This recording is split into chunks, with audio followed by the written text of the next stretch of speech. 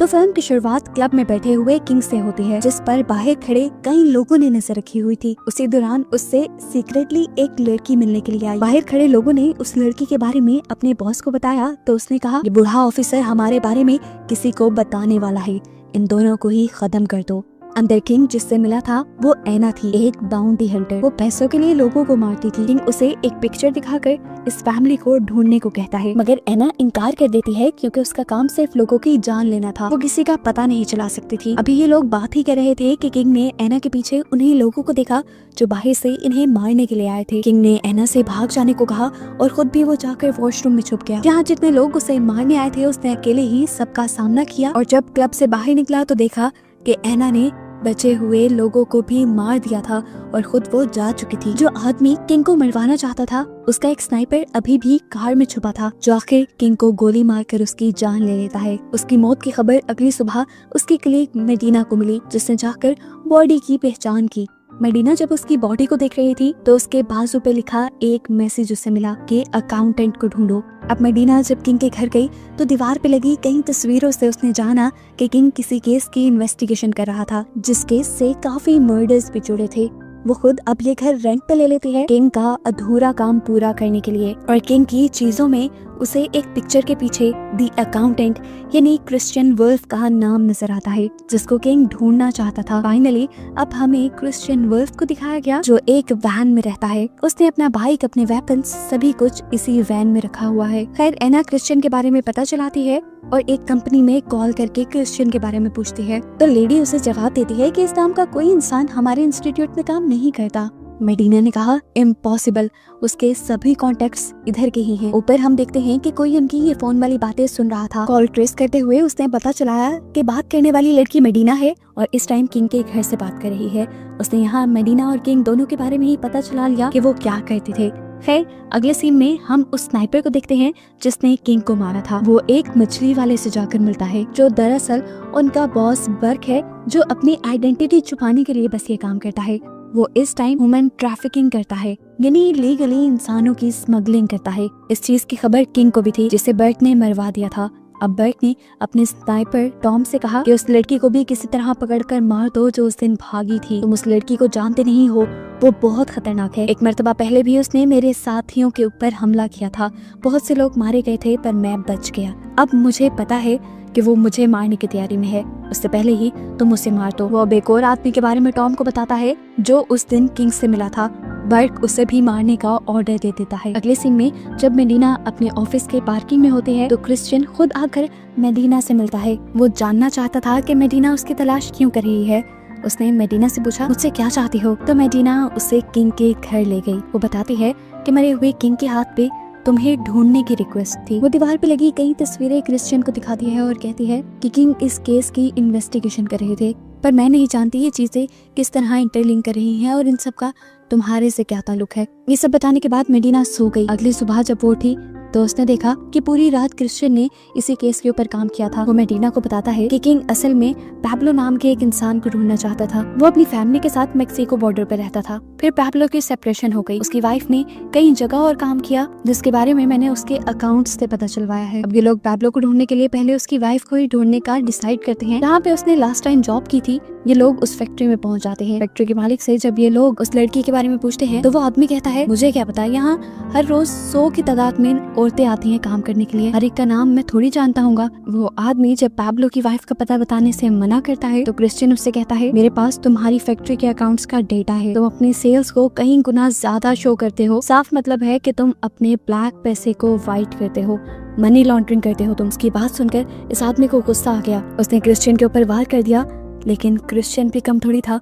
इन दोनों की आपस में लड़ाई हो गई और उस आदमी के कई लोग क्रिश्चियन से लड़ने के लिए आ गए, जिन सबको क्रिश्चियन ने खूब पीटा और उसके बाद दोबारा उसी आदमी को पकड़ लिया जिसने बताया कि मेरा कोई कसूर नहीं, एक दूसरा आदमी लड़कियों की स्मगलिंग करता है। यहाँ से निकलने के बाद क्रिश्चियन अपने भाई को कॉल करता है और उससे कहता है कि मैं चाहता हूँ कि तुम मेरे पास आकर मेरी एक केस में हेल्प करो। क्रिश्चियन का भाई कहता है ठीक है, और वो एक घर से बाहर निकलता है और पीछे हमें दिखाया जाता है कि इस घर में उसने बहुत से लोगों को मारा हुआ था।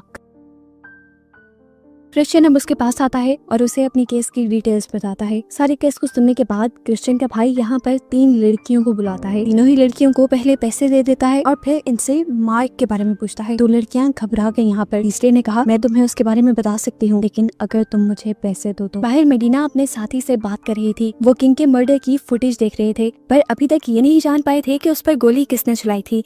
इतनी देर में मेडिना के ऑफिस से उसे पता चलता है कि पैब्लो, जिसकी फैमिली की तस्वीर किंग लिए उसे ढूंढ रहा था, पता चलता है कि उसके डैड को भी किसी ने मार दिया है और किंग को पैब्लो और उसकी फैमिली को ढूंढने का काम भी पैब्लो के डैड ने ही दिया था।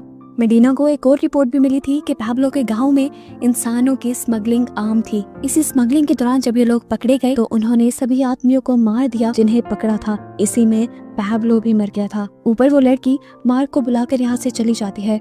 मार्क के आते ही क्रिश्चियन उसे मार कर मेडिना की गाड़ी की डिग्गी में डाल देता है ताकि वो पुलिस के जरिए इससे इन्वेस्टिगेशन करवा सकें। यहाँ क्रिश्चियन अब एक हैकर से हेल्प लेता है ये केस सॉल्व करने के लिए। ये हैकर बज़ाहिर तो स्पेशल बच्चों को कंप्यूटर कोर्स करवाती थी, लेकिन दरअसल उनके जरिए हैकिंग से किसी का भी पता चला सकती थी। मेडिना कहती है, किंग जैसा काबिल ऑफिसर जब ये पता नहीं चला पाया तो मैं नहीं मानती कि तुम्हारी टीम ये सब पता कर पाएगी। उस हैकर ने मेडिना की बात सुन ली और अपने लिए इस चीज को एक चैलेंज बना लिया। ये लोग अब उस लड़की यानी एना से मिलना चाहते थे जो लास्ट टाइम किंग से मिली थी। इनको लगता था कि जरूर किंग ने केस की सारी डिटेल्स उसे बताई होंगी। वो लड़की उस दिन की सीसीटीवी फुटेज निकालती है सड़कों की, लेकिन फुटेज में एना का चेहरा नजर नहीं आता क्योंकि एना ने चेहरा नीचे किया हुआ था पहले से ही, क्योंकि वो जानती थी कि सीसीटीवी में उसका फेस कैप्चर हो सकता है।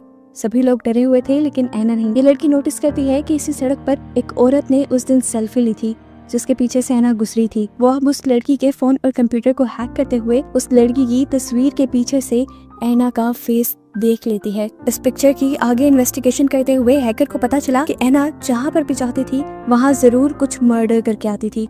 अभी तक इन लोगों को एना का नाम नहीं पता था।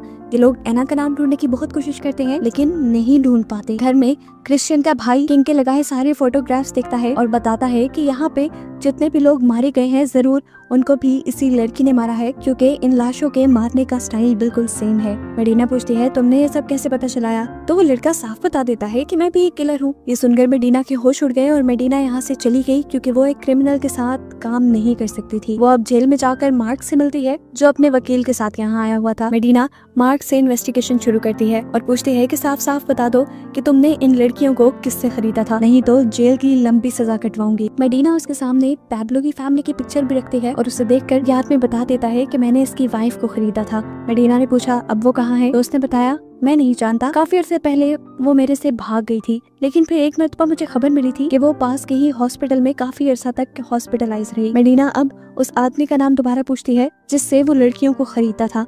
इससे पहले कि वो कुछ बताता, पीछे से टॉम उसे शूट कर देता है। हम देखते हैं कि अब मेडिना उस हॉस्पिटल में जाती है जहाँ पर पैब्लो की वाइफ एडमिट रही थी। डॉक्टर से पूछने पर उसे पता चला कि किसी ने उसके साथ गलत करने की कोशिश की थी और जब टीना ने अपने आप को बचाया तो उस लड़के ने उसे बहुत ज्यादा मारा।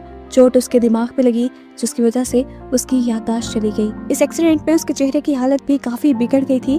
डॉक्टर बताते हैं कि उसके दिमाग के ऑपरेशन के साथ साथ उसकी फेस की सर्जरी भी की गई थी। डॉक्टर बताते हैं कि उसका इम्यून सिस्टम बहुत ज्यादा अच्छा था, उसने बहुत जल्दी रिकवरी की और वो पहले से कहीं ज्यादा अच्छा परफॉर्म भी करने लगी, या कह लें कि वो बहुत ज्यादा ज़हीन भी हो गई। मेडिना डॉक्टर के पास मौजूद सारा डाटा देखती है और उसे पता चलता है कि टीना और कोई नहीं बल्कि एना ही है जिससे उस दिन किंग मिले थे और वही बाउंटी हंटर बनी थी। अपने आप को आजाद करवाने के लिए उसने सबसे पहला मर्डर हॉस्पिटल के गार्ड का किया था। जिस टाइम पे मेडिना और डॉक्टर ये बात कर रहे थे, हम देखते हैं कि क्रिश्चियन की साथी हैकर भी ये पूरा कंप्यूटर हैक कर लेती है और ये सारी इन्फॉर्मेशन उसके पास भी चली जाती है। यहाँ क्रिश्चियन के भाई को एक अलर्ट मिलता है डार्क वेब से। उसे पता चलता है कि एना को किसी ने मेडिना को ही मारने का कॉन्ट्रैक्ट दिया है। अभी बात क्रिश्चियन को भी पता चल जाती है और क्रिश्चियन मेडिना को बचाने के लिए उसके घर की तरफ भागता है।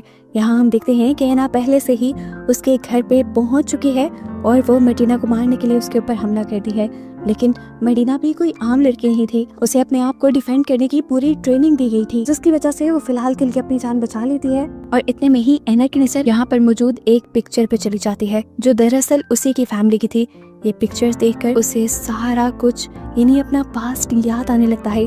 उसके दिमाग में वो सारी कहानी घूमने लगी जो उसके साथ हुआ था। उसके गांव के सभी लोगों को कुछ लोगों ने जबरदस्ती पकड़ लिया था। इन बुरे लोगों ने सभी औरतों को पकड़कर बर्क को बेच दिया था और यहाँ पर इन्हीं के सामने इनके हस्बैंड्स को मार दिया गया। इतनी ही देर में यहाँ पर क्रिश्चियन भी पहुंच चुका था। एना को खोया हुआ देखकर वो समझ गया कि एना को सारी बातें याद आने लगी हैं। वो उसे ऑफर करवाता है कि मैं तुम्हारे बेटे को तुम्हें ला के दे सकता हूँ, मैं जानता हूँ वो कहाँ पर है। पर एना ने जवाब दिया कि अब मुझे वो नहीं चाहिए, मैं उस लाइफ को छोड़ चुकी हूँ। ये कहने के बाद एना वहाँ से चली गई और क्रिश्चियन घायल मेडिना को हॉस्पिटल लेकर गया। अब यहाँ पे हमें बर्क को दिखाया गया जो ह्यूमन ट्रैफिकिंग करवा रहा था। उसे ये बात तो पता चल गई थी कि मेडिना उसके पीछे पड़ चुकी है, इसलिए उसने पहले ही एना को मेडिना को मारने के लिए भेजा। लेकिन जब उसे पता चला कि मेडिना अब भी बच गई है तो वो समझ गया कि अब उसका बिजनेस और वो खतरे में है। उसने अपने आदमियों को कहकर अपने इलीगल सारे कामों को छुपाने का कहा और यहाँ से सभी बच्चों को किसी दूसरी लोकेशन पे शिफ्ट करने का ऑर्डर दिया। अब क्रिश्चियन को भी अंदाजा था कि बर्क खामोश नहीं बैठेगा, उन सब लोगों की जिंदगी खतरे में पड़ जाएगी जिन जिन को उसने बंदी बनाया हुआ है। इसलिए वो अपने भाई के साथ उन बच्चों को बचाने के लिए निकल जाता है। क्रिश्चियन की हैकर ने सब कुछ पता चलाते हुए उन्हें बताया कि मेक्सिको बॉर्डर के थोड़ा सा आगे उसने एक बस को देखा है जिसमें बहुत सारे बच्चे जा रहे हैं और ये सारे जरूर बर्क से ही लिंक्ड है। क्रिश्चियन हैकर से कहता है तुम पता चलाने की कोशिश करो वो इन बच्चों के साथ करेगा क्या। तो वो हैकर पता चलाती है कि कुछ ही दूरी पर बर्क एक बहुत बड़ा गड्ढा खुदवा रहा है जिसके अंदर वो इन सारे बच्चों को जिंदा दफन कर देगा। क्रिश्चियन अब जल्दी से उन बच्चों को बचाने के लिए अपनी कार लिए बर्क की इस जगह पे पहुंच गया। उसने जाते ही धड़ाधड़ फायर करके कुछ गार्ड्स को उड़ा दिया।